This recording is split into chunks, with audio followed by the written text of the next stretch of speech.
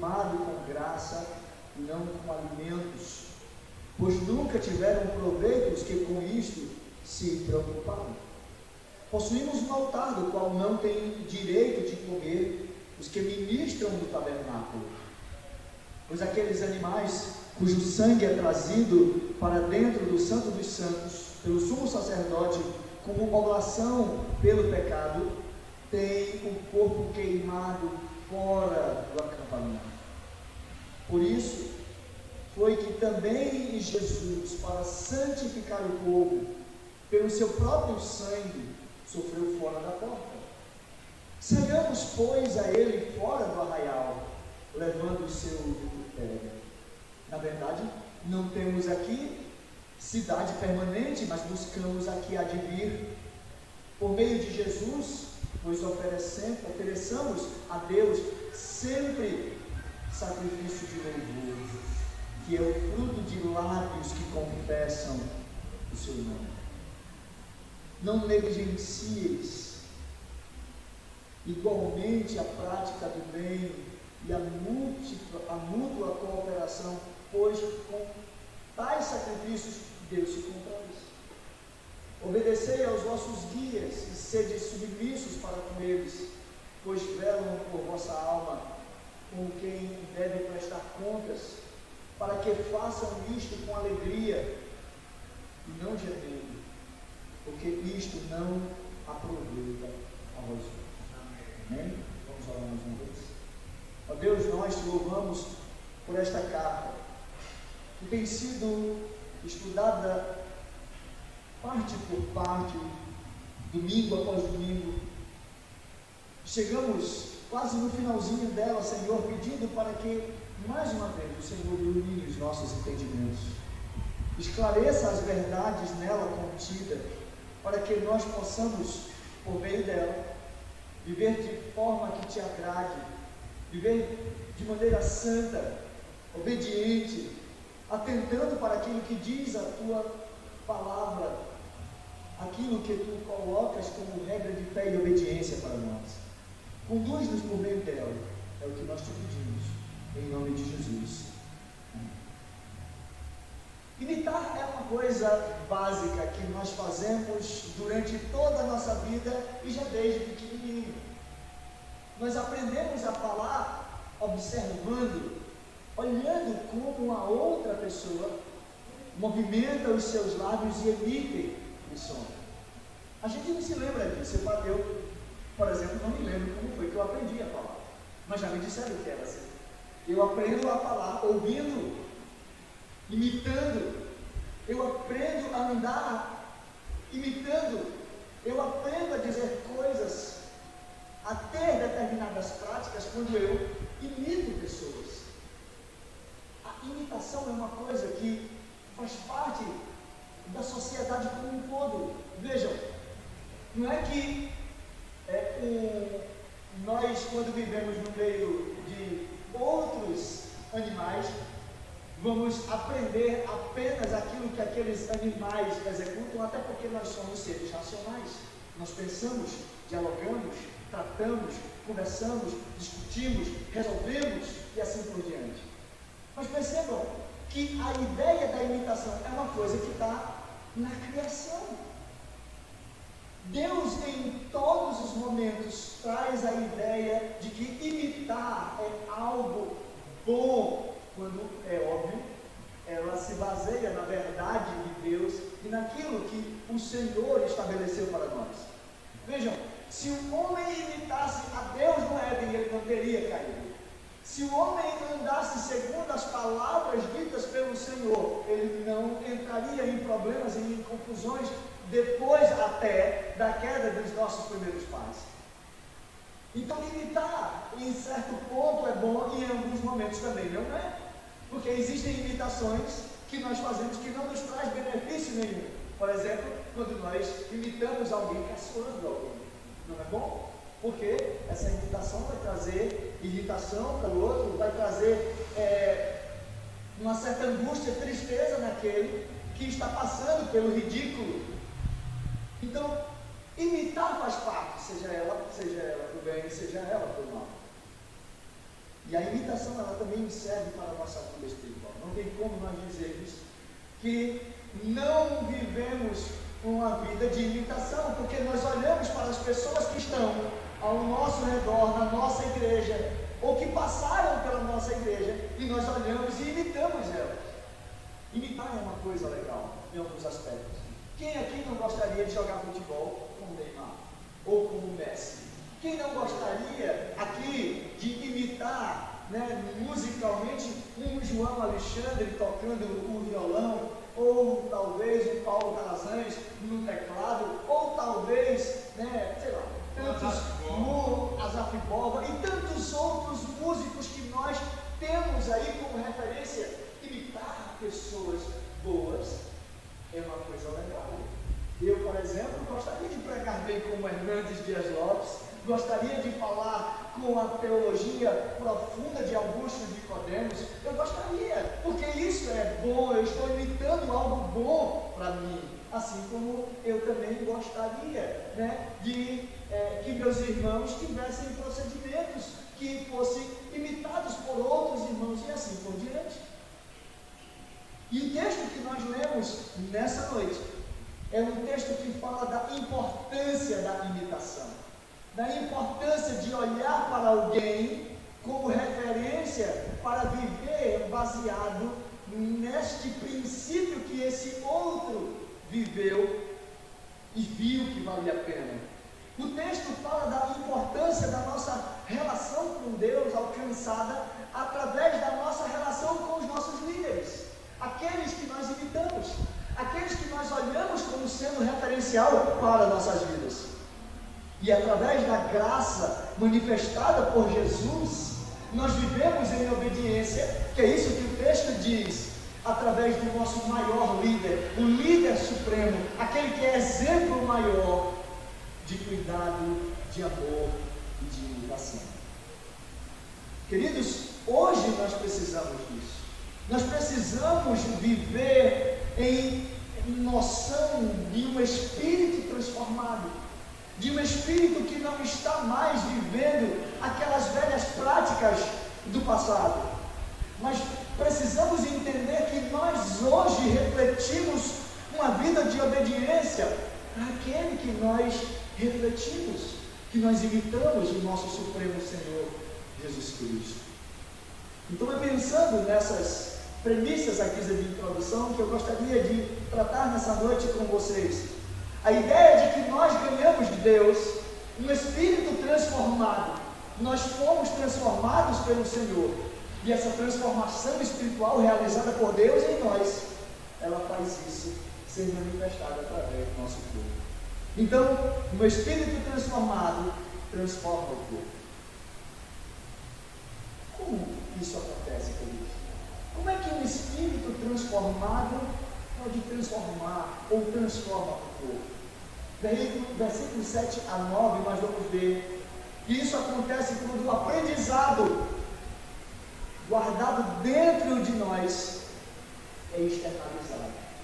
Vejam, até então, todo o aprendizado, quando ele só fica aqui dentro, ele não tem serventia nenhuma. Mas quando ele é externalizado, quando o nosso corpo é utilizado para demonstrar esse aprendizado realizado por nós, nós estamos mostrando que o que transformou lá dentro está fazendo efeito do lado de fora.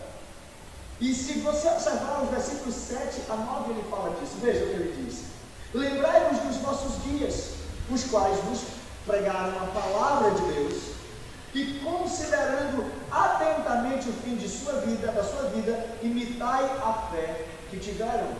Percebam que a primeira coisa que ele está mostrando para nós aqui é uma referência aos líderes do passado, a homens que foram testemunhas, que foram guias, que anunciaram a palavra de Deus lá no passado. Isso significa que esses homens aprenderam com alguém, e esses homens internalizaram aquilo que aprenderam, mas num determinado momento esses homens deixaram de guardar aquilo para si e lançaram isso para fora, a ponto de outras pessoas serem transformadas, serem guiadas por elas. Vejam que quando ele diz, lembrai-vos dos vossos dias, é porque ele está falando de alguém que deixou o seu conhecimento ser externalizado e passou a ser guia de outras pessoas. Os homens e mulheres piedosos, aqui do texto, mostra como esses irmãos, daqui da carta aos Hebreus, quando receberam essa carta, tiveram o privilégio de conhecê-los de uma forma diferenciada. E vejam o que diz o versículo 8. Jesus Cristo, porque primeiro ele fala dos líderes, daqueles que foram guias, que falaram a palavra, que mereciam ser imitados. E aí ele abre um parêntese no meio do texto para falar sobre Jesus. Porque esse é o foco do escritor aos Hebreus. O foco dele é sempre falar da grandiosidade de Jesus em toda a carta. Ele tenta sempre mostrar que Jesus é aquele que é supremo, que está acima de tudo e de todos. Aí ele diz, Jesus Cristo, ontem e hoje, é o mesmo e será para sempre. Ele aqui está fazendo uma alusão ao grande mestre Jesus, ao grande líder Jesus, que levou consigo multidões juntamente com ele. Percebam que Jesus, em determinados momentos, alimentou uma multidão de mais de 5.000 pessoas. Então percebam quantas pessoas seguiram Jesus, quantas pessoas olhavam para Jesus como guia, e esse Jesus ainda era o mesmo presente. Ele não tinha passado, ele continuava sendo o que sempre foi. E ele está mostrando para nós que esse mesmo Jesus, esse mesmo líder, esse mesmo guia, era para sempre. Aí ele entra no verso 9 e diz, não vos deixeis envolver por doutrinas várias e estranhas, porquanto o que vale é estar o coração confirmado com graça, e não com alimento, pois nunca tiveram proveito os que com isso se preocuparam. Vejam, queridos, o texto mostra para nós que o autor quer que esses irmãos não parem de olhar para as pessoas que são exemplos, que devem ser imitadas, principalmente o líder máximo, Jesus. Imitá-lo por quê? Porque a apostasia estava presente, que é o que nós vemos no versículo 9. Os ensinamentos variados estavam presentes ali, várias doutrinas estranhas estavam sendo ensinadas, e quem seguiam com essas falsas doutrinas não estavam aproveitando absolutamente nada, não estavam sendo aperfeiçoados, não tiravam proveito algum os que com isso se preocupavam. Então o texto está mostrando para nós uma razão. Qual é a razão de nós seguirmos esses líderes, e esses líderes serem pessoas que vão ensinando e mostrando as mesmas coisas, chegando até Jesus, de Jesus aos apóstolos, dos apóstolos a esses discípulos, e esses discípulos a nós, para mostrar que há uma unidade na fé, de que não existe verdades alternativas, de que existe uma verdade única, e que ela deveria ser seguida, e que ela deveria ser obedecida, ela deveria ser ouvida e guardada, e também anunciada. Então, para nós externalizarmos o aprendizado, precisamos lançar fora de nós uma coisa que tem acontecido muito hoje, visto que vivemos num mundo onde as lideranças estão deixando a desejar. E isso é um fato. Eu não preciso ir muito longe. Nós sentimos hoje falta de grandes líderes. Vocês percebem isso? Quando aparece um grande líder, ele vira ícone. Ele vira talvez uma pessoa que tem que se resguardar para não virar um ídolo. Porque nós sentimos falta de verdadeiros líderes, porque nós não temos isso com a frequência que tínhamos no passado.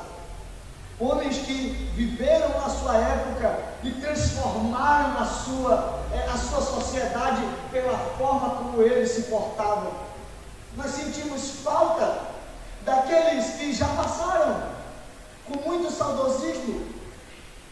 E também sabemos que alguns dos melhores líderes atuais logo estarão mortos.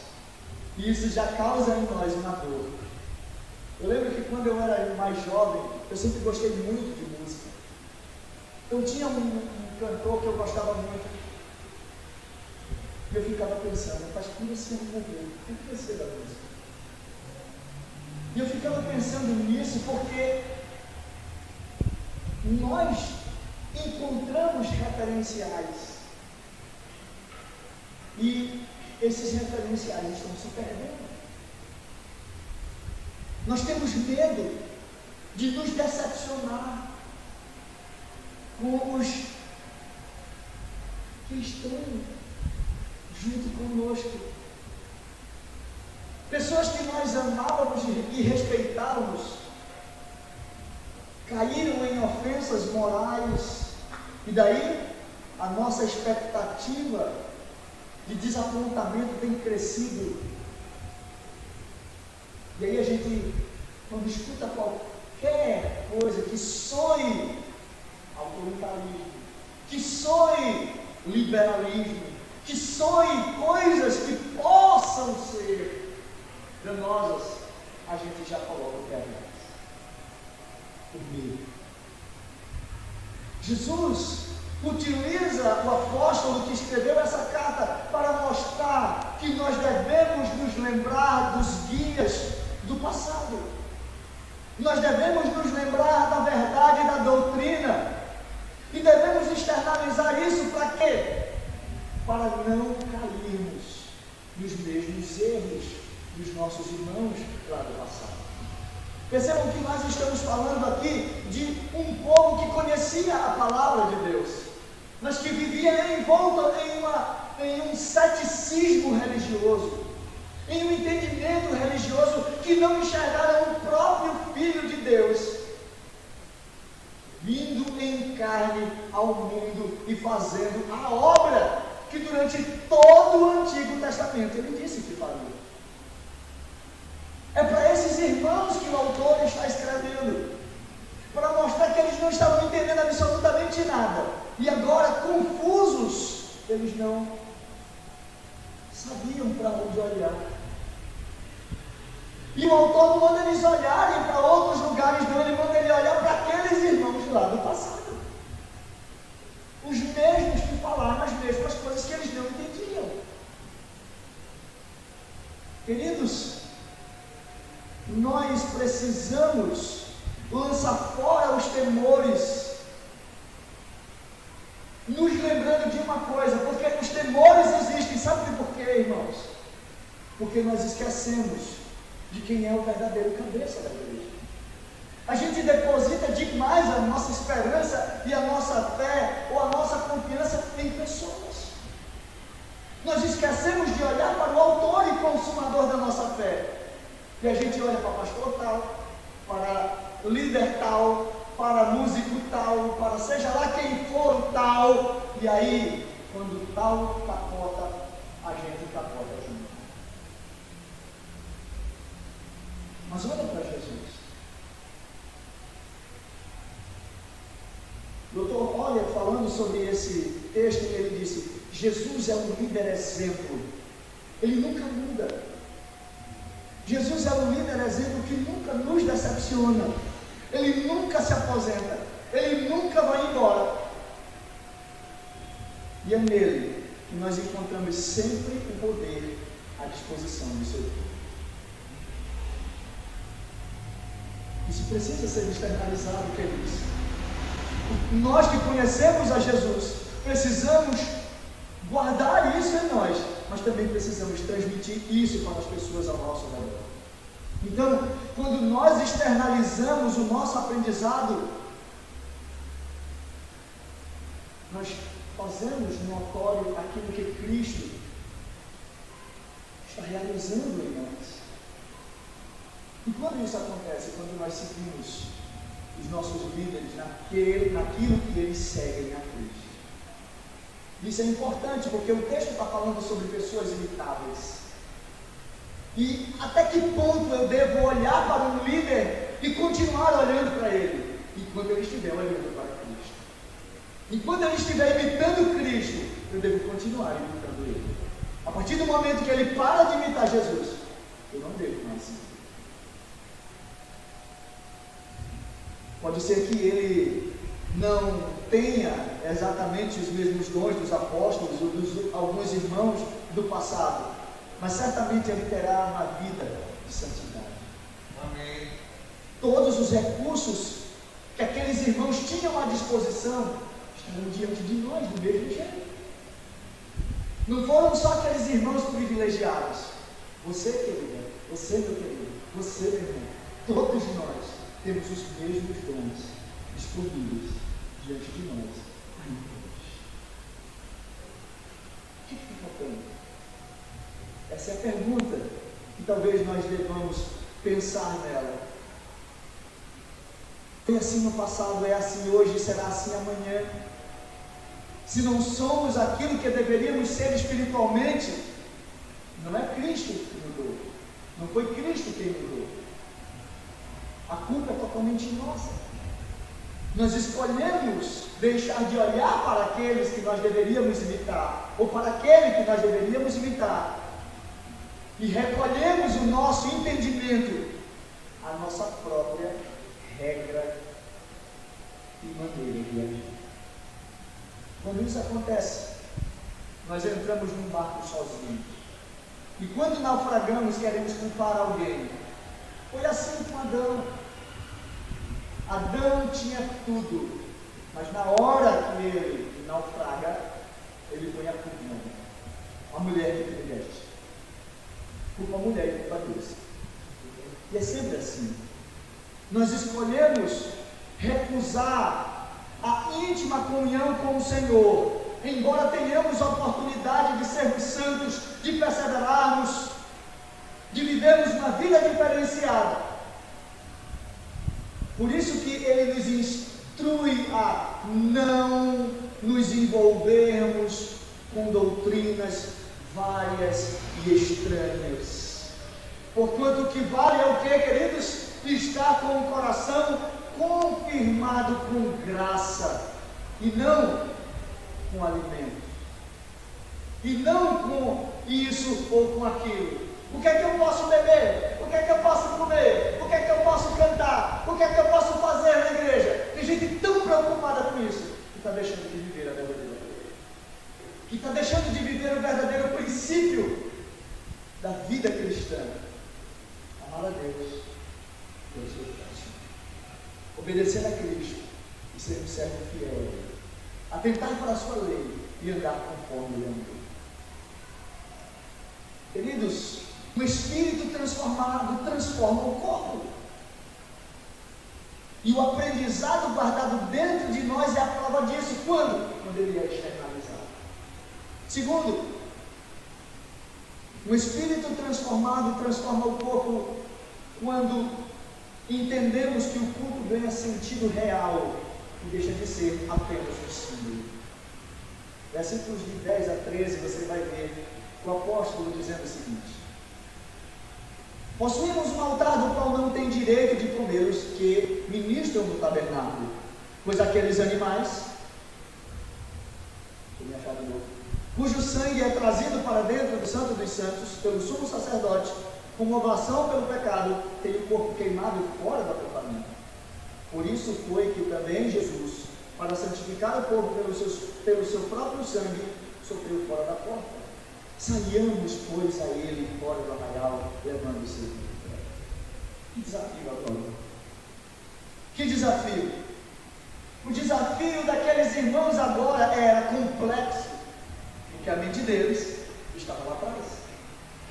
Estava na antiga forma de fazer. Por isso a confusão na sua cabeça. Cristo, costumes, Cristo. Como é agora que eu consigo resolver essa questão toda contraditória aqui? A mente deles era contraditória. Sacrifício, não sacrifício, comer, não comer. E agora o que nós fazemos? Quando nós conhecemos a Jesus, nossa mente é transformada e nós passamos a entender de fato o sentido do culto. O que é disso que o autor está falando nesse momento. Os líderes guiaram aqueles irmãos na forma correta de adorar a Deus. Eles eram exemplos, eram guias, e o próprio Jesus também. Percebam que o autor não vai buscar referência nenhuma fora do Antigo Testamento. Ele utiliza a Bíblia que ele tinha na mão, e qual era? O Antigo Testamento. E com o Antigo Testamento na mão, ele começa a falar do altar. O que é que se fazia no altar? Oferecia sacrifício, oblação, oferecia aquilo que o Senhor Deus merecia. Ele fala de animais que eram levados até aquele altar para serem sacrificados. Ele fala de um procedimento que acontecia também no Antigo Testamento, que era o ato do bode expiatório, que era levado para ser oferecido fora do arraial. Percebam como o autor conhecia o Antigo Testamento e mostra que esse Antigo Testamento está totalmente conectado a Jesus. Então o que é que ele está dizendo? Entendam o culto, entendam que a lei falava acerca de que o culto lá atrás era apenas um símbolo. Por isso ele precisava de todo esse espetáculo, por isso ele precisava de todas essas coisas, porque ele ia apontar para algo muito maior. O símbolo dele lá atrás, ou o tipo lá atrás, era mostrado, era para apontar aquele que estava na frente. E é interessante nós observarmos que ele, falando acerca do culto, da oferta, do sacerdócio, e que tudo isso era representado em Jesus. Lembre-se, aqui nós estamos falando de judeus convertidos ao cristianismo e que estavam confusos. É por isso que Calvino, ao ler esse texto e ao interpretá-lo, ele disse: se nós servirmos ao tabernáculo, se levarmos em conta as suas cerimônias, nós não participaremos do sacrifício de Cristo, uma vez por todas, como ele ofereceu. Nós não participaremos de sua expiação que ele consumou uma vez por todas com o seu próprio sangue. Ele trouxe o seu próprio sangue para dentro do santuário celestial, a fim de expiar os pecados do mundo. Calvino está dizendo que havia uma forma de enxergar isso aqui. E qual era? Jesus. Como é que eles poderiam enxergar melhor o culto a Deus? Olhando para Jesus. E o verso 12 deixa claro isso. Por isso, foi que também Jesus, para santificar o povo, assim como era o cordeiro, pelo próprio sangue, sofreu fora da porta. Ou seja, aquele sacrifício que era oferecido pelo pecado no Antigo Testamento, que era feito fora do templo, foi realizado por Jesus fora da porta, lá no Monte Caveiro, onde ele derramou o seu próprio sangue. E aí o autor nos convida de novo a imitar Jesus. Versículo 13: saiamos. Levanta do teu banco, irmão, agora. Sai e faz o quê? E leva o seu crucifixo. Sabe o que é isso aqui? Leve a vergonha, o escárnio de Cristo em você. É interessante isso, né?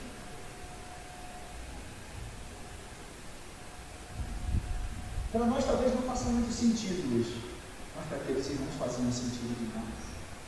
Eles estavam vivendo em uma sociedade romana, num império que olhava para Jesus e dizia: o que tem graça desse Jesus aqui? Que graça tem vocês seguirem a um Deus que morre numa cruz? Que glória tem isso. Que honra tem isso. Isso é uma vergonha. Vocês querem seguir essa vergonha? Sim. Por isso que Paulo, quando escreve aos Romanos, no capítulo 1, versículo 17 e 18, vamos ver? É lindo esse texto. Romanos, capítulo 1,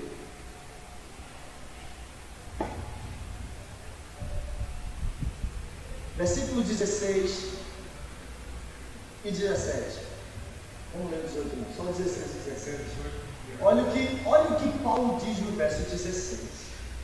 Pois não me envergonho do Evangelho, porque é o poder de Deus para a salvação de todo aquele que crê, primeiro do judeu e também do grego, visto que a justiça de Deus se revela no Evangelho, de fé em fé, como está escrito, o justo viverá.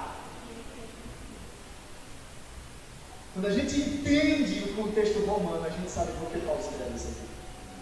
Porque Paulo, inclusive, na verdade, cita, porque isso aqui é uma citação do Antigo Testamento. Interessante nós olharmos como a Bíblia, ela está em sincronia em todas as partes. Queridos, como é que você tem pensado no culto a Deus nos dias de hoje? Talvez você esteja pensando que o culto pode ser uma forma de você se sentir bem nessa casa. Eu vou para um culto, para um lugar onde eu me sinto bem. Porque se eu não me sentir bem, ninguém está lá naquele culto. É óbvio, muitas pessoas pensam assim, que todo mundo tem o seu direito de pensar, e todo mundo tem o seu direito de agir conforme sua própria consciência.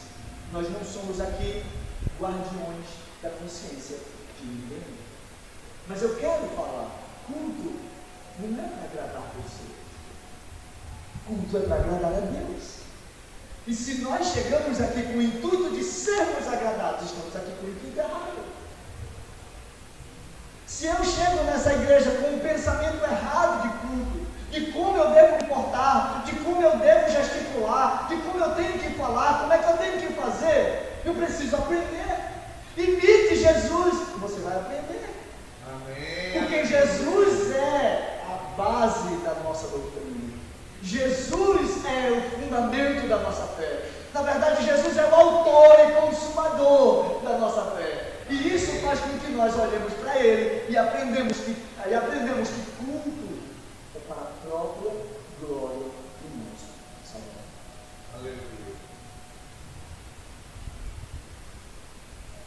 Queridos, precisamos compreender que a transformação da nossa alma, feita por Jesus, faz com que o nosso corpo preste um culto santo e agradável a Deus.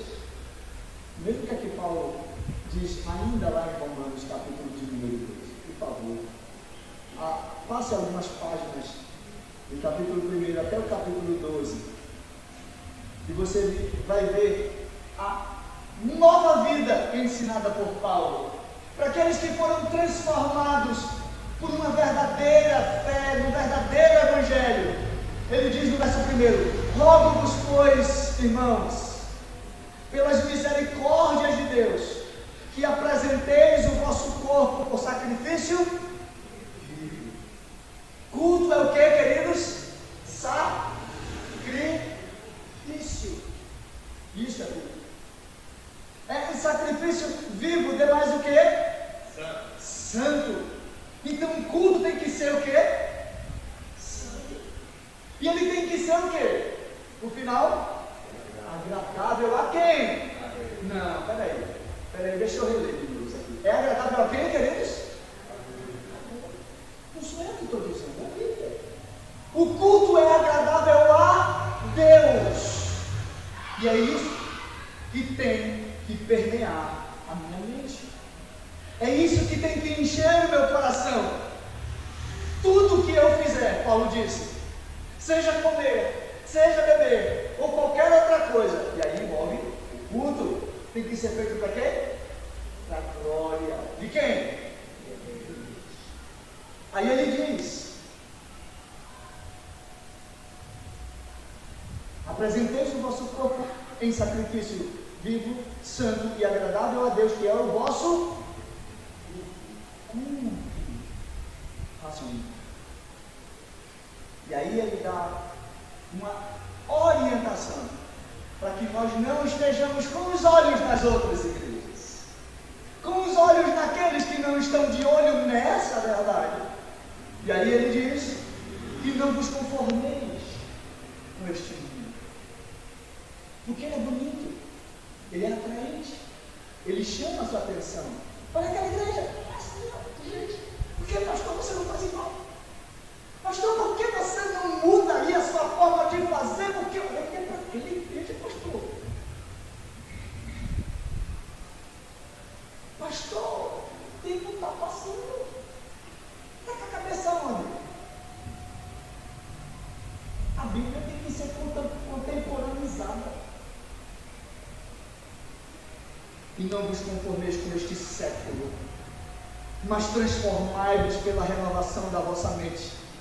Sabe para quê, queridos? Para que a gente não se enverede em doutrinas por aí diversas, que fala sobre isso e sobre aquilo, mas para que experimentemos qual seja a boa, agradável e perfeita vontade de Deus. Isso aqui. Quando nós somos transformados, temos o nosso espírito transformado, o nosso corpo não quer mentir para alegrar o coração. A gente quer culto para sair cheio de Deus, cheio da palavra que nos coloca na parede e diz: você precisa mudar. A gente sai de um culto cheio do Espírito Santo, certos de que Deus, mesmo sabendo que eu sou miserável pecador, me abençoa.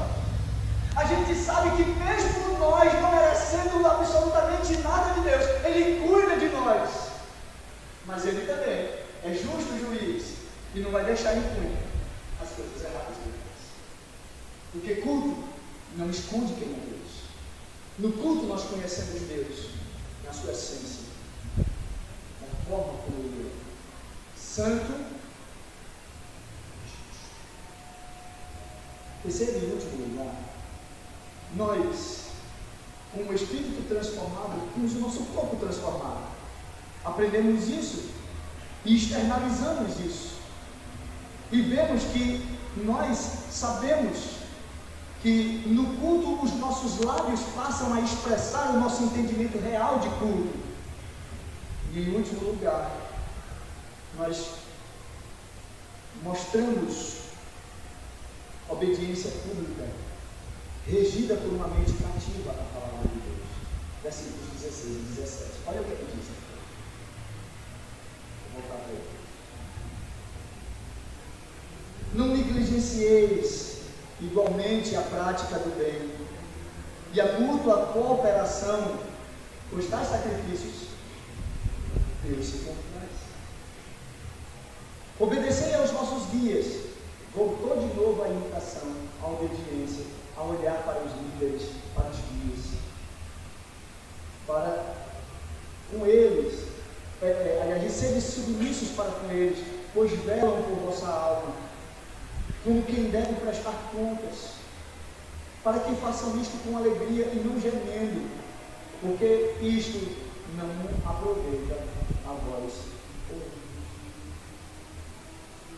Vejam qual é a primeira advertência: não seja negligente. Pratique o bem. Seja cooperador. Isso é fácil de fazer? Não. Sabe por que não é fácil? Porque chama esse sacrifício. Olha, pois com tais sacrifícios. Então, agir sem ser negligente, agir praticando o bem e agir sendo cooperador é sacrifício, filho. Porque não é fácil viver assim. É? Diga aí. É fácil fazer o bem? É, irmãos? Diga aí para mim. Balança a sua cabeça. É fácil fazer o bem? Sim ou não? É, nada. Pelo menos eu acho que não. Porque quando eu olho para Paulo, ele diz: olha, o bem que eu quero fazer, isso eu não faço. Mas o mal que eu não quero, eu já tenho. Miserável o homem que sou. Aí eu olho para Paulo e olho para mim. Não, joga dentro do buraco que terra e morreu. Não é? Então, queridos, fazer o bem não é fácil, é um sacrifício. Cooperar é uma coisa difícil. É porque a gente nem sabe o que é que as pessoas precisam para cooperar com nós.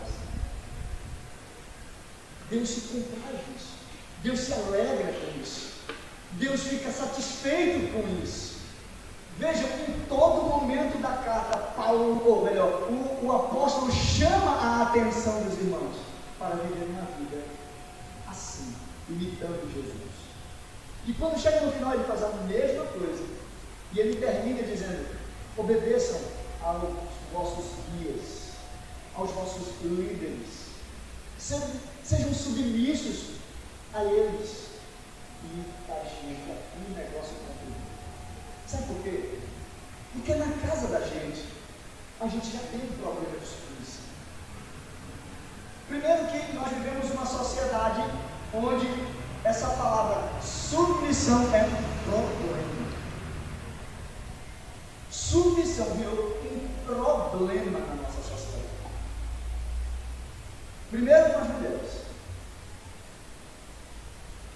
E na hora de aceitar o que está escrito em Colossenses, em Efésios e etc., o termo mulheres, sede submissas aos vossos maridos, é um problema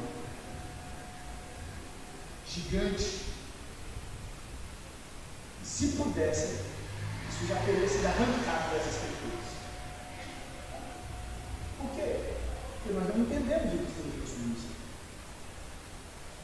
Certo? Obedecei aos vossos guias e sejam submissos a eles, pois eles velam pela vossa alma. Esses líderes, está falando de líder, tá? Está falando de meia boca não, tá? Está falando de gente que lidera de verdade. Eles velam de uma maneira tal que é como se eles tivessem de prestar contas de cada uma pessoa que eles precisam. É assim que deveria ser o papel do líder. Cuidar dos seus como se tivesse que prestar conta de cada um deles. E olha, por que eu devo ser submisso a eles? Para que eles não velem por você, eles não cuidem de vocês, fazendo isso gemindo. Eles façam isso com alegria. Vocês não têm noção quanta gente por aí lidera um show. Sabia? Eu não estou falando só na igreja, estou falando em geral. Tem chefe por aí, tem líder por aí, que sofre muito, porque os seus liderados não entendem a palavra submissão. Não entendem o papel dele de velar, de cuidar, de malha, o pau, ao ponto do pobre ou da pobre gemer no papel presente. O apóstolo está nos ensinando o que é servir um líder. Um líder da gente, como Jesus, como aqueles que olharam para Jesus e seguiram imitando a Jesus, como um marido que ama a Jesus e dá sua vida pela sua esposa.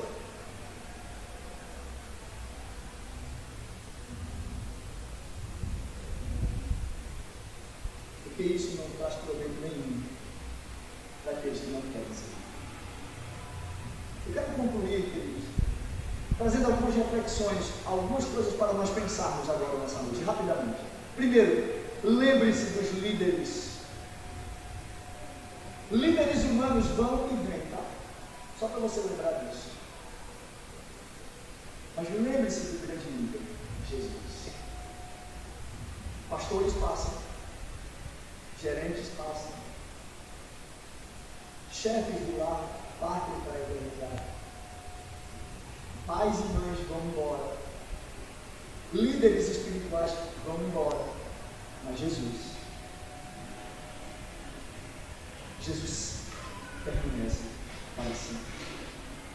Ele é o exemplo de todos os demais líderes que surgiram na história. E nós precisamos de Jesus para termos uma vida exemplar, uma vida espiritual debaixo de uma graça sustentadora, de um poder perseverante.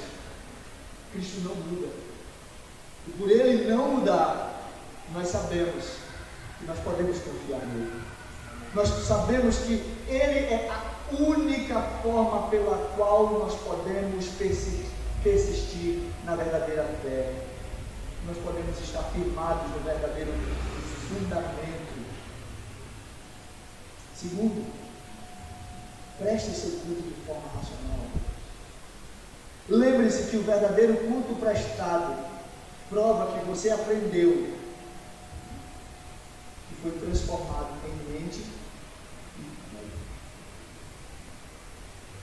Terceiro, saiba que obedecer é uma prova de amor, que dá trabalho, que é sacrificial, mas tem sua recompensa. Olha para Jesus, ele foi obediente até a morte de cruz. E qual recompensa nós tivemos nisso? Melhor, qual foi a recompensa do próprio Jesus? Ele olhou e viu o fruto do seu penoso trabalho, e viu que era muito. Porque agora, vocês, meus irmãos, vocês, assim como eu e como outros crentes espalhados pelo mundo, um dia serão chamados à presença dele. E ele vai dizer: vinde, benditos de meu Pai. Vocês estão sofrendo agora. Vocês sofreram, mas agora vocês entrarão no descanso. Isso é presente. Amém? A gente ficar de pé e orar no nosso nome.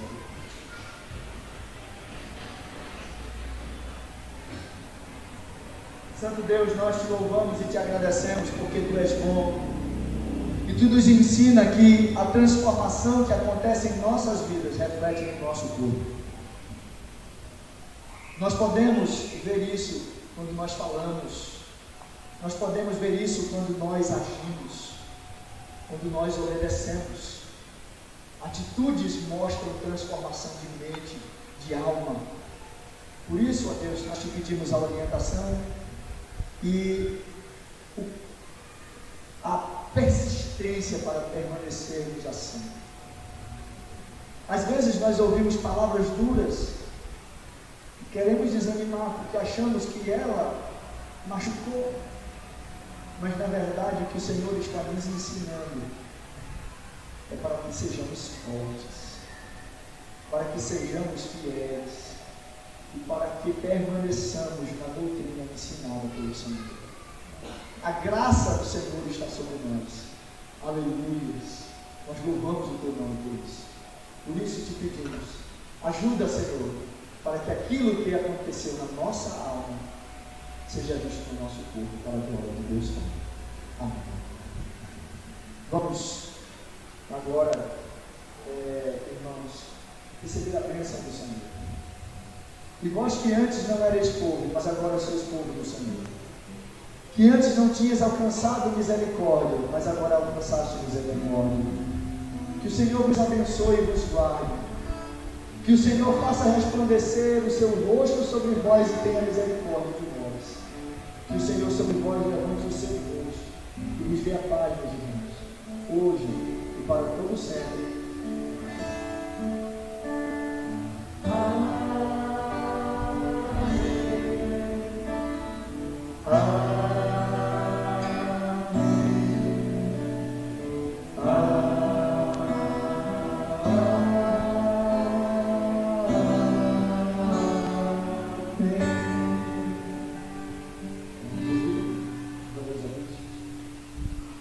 Irmãos, no nosso boletim tem aí os avisos da nossa igreja, tá? Aniversário da SAF, dia